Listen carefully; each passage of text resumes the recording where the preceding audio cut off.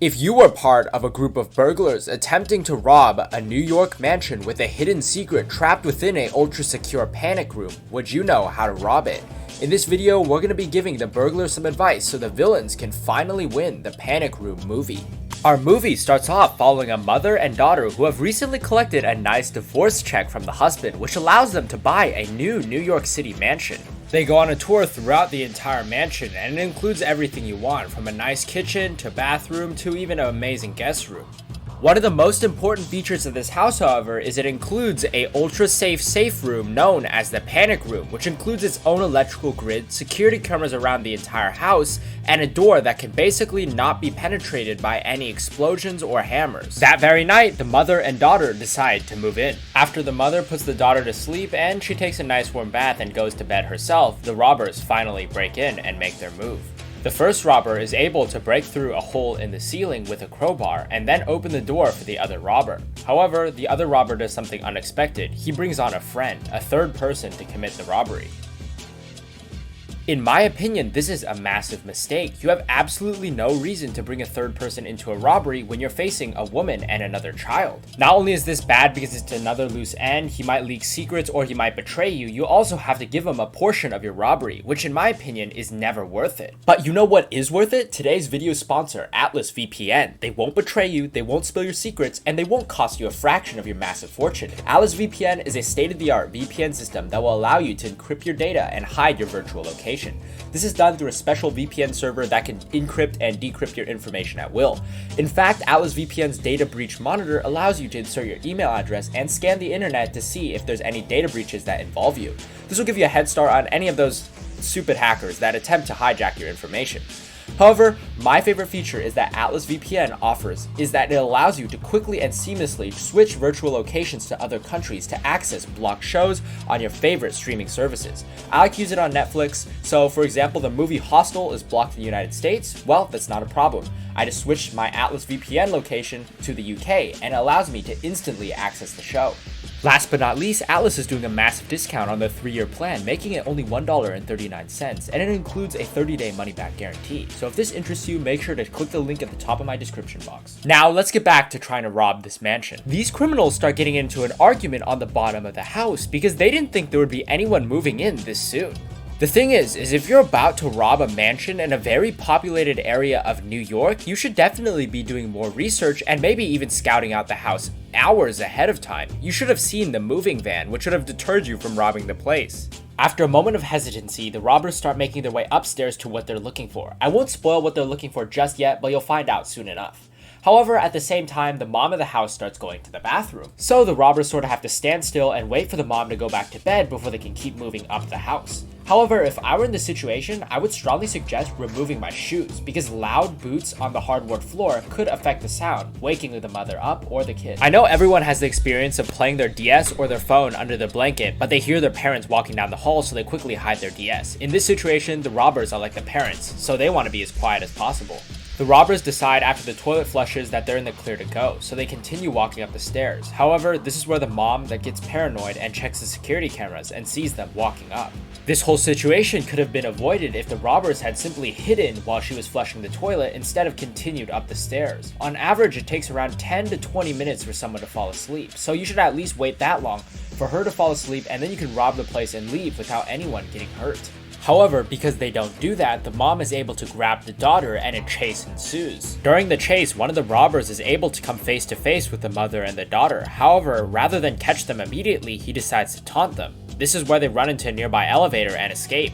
After running out of the elevator, the mother and daughter, pursued by one of the robbers, is able to get inside the panic room and close the door right before the robber can get there. Now here's where the movie gets a lot more complex. What the robbers are looking for is actually located inside the panic room, which is virtually impenetrable. So we know then that the robbers must know about the panic room, and if they know about the panic room, they should have done at least a decent bit of research on how the door works. They should know from earlier that any sort of item that blocks the door's entrance will prevent the door from closing. So what the robber could have done is taken off his coat, his jacket, or even threw his gun inside, preventing the door from closing and allow the other 3 robbers to get in. Luckily for the robbers, neither the mother or the daughter have a mobile phone, and the landline phone was never hooked up, meaning they can't contact the police. Here the burglars and the woman start having communication, where the woman says you can take whatever you want and leave. However, we obviously know that they're looking for whatever inside her room. The burglars tell the mother and the daughter what they want is inside the room. Although this may seem like a good idea at first, they don't specify exactly what they want, so the mother and the daughter might think that they're looking to kill them. Because after all, even the mother and the daughter don't know what's the valuable thing inside the room. The first strategy that the robbers attempt is by locking every single door or window and basically forcing them to stay until they have to come out for food or water. Although this may seem like a good idea, this would take way too long and might arouse suspicion, considering that their car is going to be parked in front of the house for so long. I strongly suggest when drawing all the curtains, do not just stand at the window where everyone can see you wearing a robber's mask slowly drawing the curtain. Just draw it fast out of view of the window.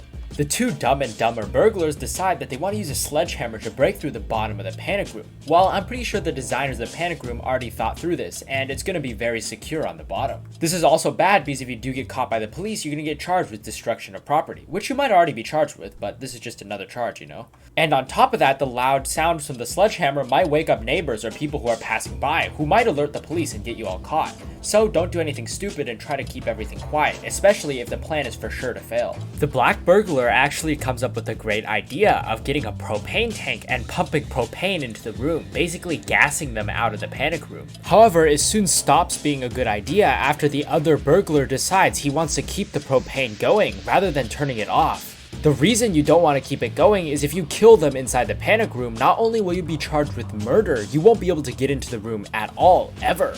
Fortunately, the mother and daughter don't get gassed to death since they have a little tunnel that gives them air from the outside, and the mother uses a match and blows up the gas contraption. Honestly, this is a close call. I would think that the gas would circulate around the entire room, at least causing major burns to the mother and daughter and potentially killing them, trapping them in the room forever.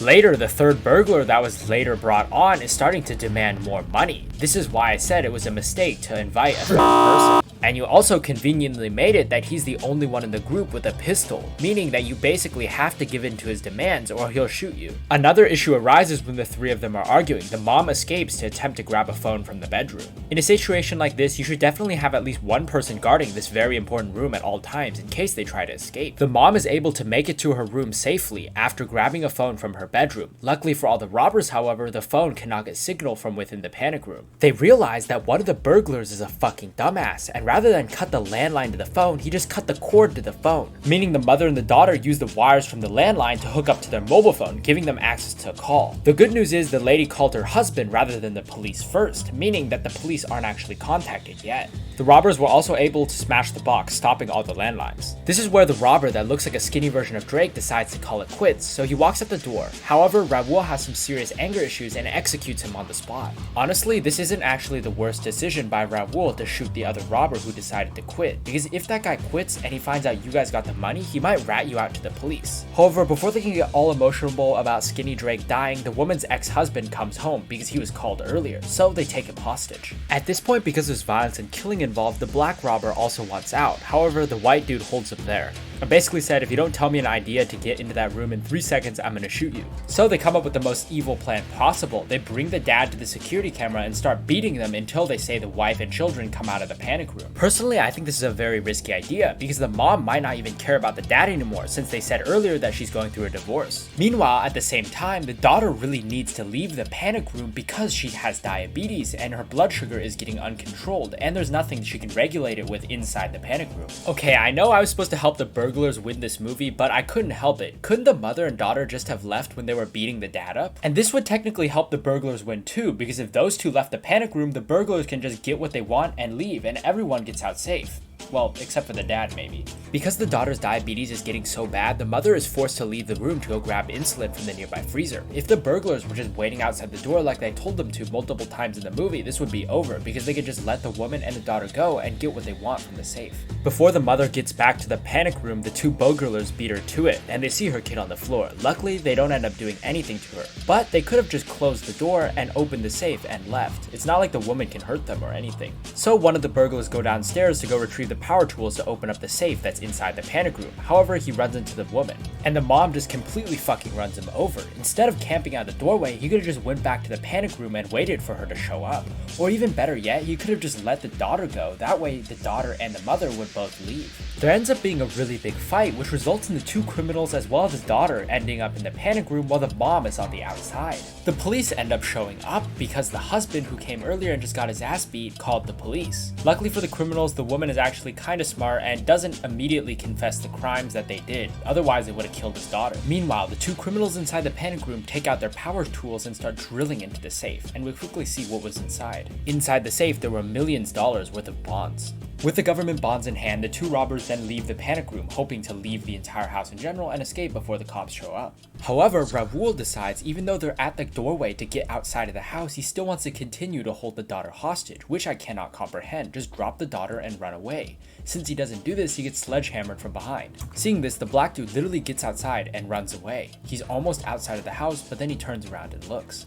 He sees Raoul beating the family 1v3, and as a result, he goes back and helps and executes Raoul. However, because of that, the cops show up on time and he loses all the money he came and worked so hard for. Honestly, if I were in the burger in this situation and $22 million were at stake, I would let the family 1v3 themselves. In fact, they have a pistol, so there's actually a good chance they end up winning. And that's how the movie ends. All the burglars didn't follow any of my advice, unfortunately, so they all end up dead or captured. Overall, I give the villains in this movie a villain score of a 2 out of 10 because they were just so unprepared, and if any of those bad things that happened to them didn't happen, they would have gotten away with all the money without even having to kill anyone. I just want to thank everyone who watches my videos and has subscribed recently. Recently, I've blown up a lot and I really appreciate all of you. However, I just checked my subscription list and over 80% of you that watch my videos are not subscribed, so don't be a stingy fuck and hit that subscribe button. It's literally free. And as usual, have a good rest of your day. Can't stop me if you try. Coasting on now, baby. It's just me, myself, and I. 'Cause I'm